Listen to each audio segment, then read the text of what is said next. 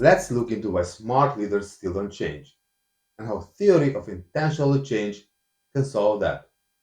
Most high-performing leaders believe that if they are capable enough, they will naturally grow into the role. But in reality, growth without intention rarely happens. And this is why many leaders stay stuck, even when they know exactly what they need to change. Let's look into one story. A high-performing expert was promoted into leadership role.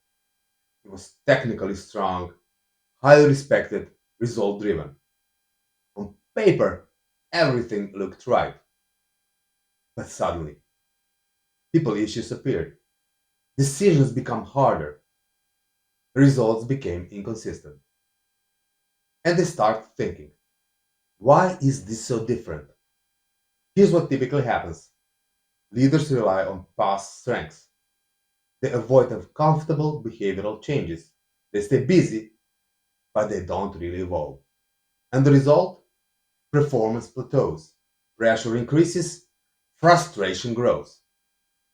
If you're interested in practical insights like this, subscribe to the channel. Every week we break down how changes actually work in organizations. And throughout this series, you'll see one system behind everything we discuss.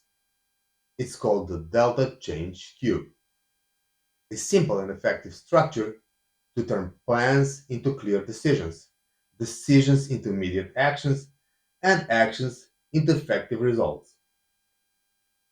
Let's circle back to our example. To solve this, you need a structured way to change yourself. And this is where a theory of intentional change by Richard Boyatzis comes in. It's a model with four elements. Let's start with element number one. Envision your ideal self. Ask yourself, who do you actually want to become?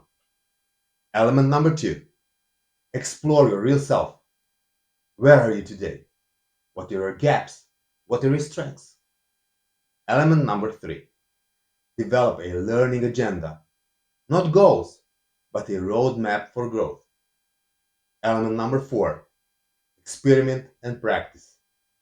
Put new behaviors in a real situation. Let me share a little secret. Most leaders skip step one. They never define who they want to become, and that's where everything breaks. How can you apply this method?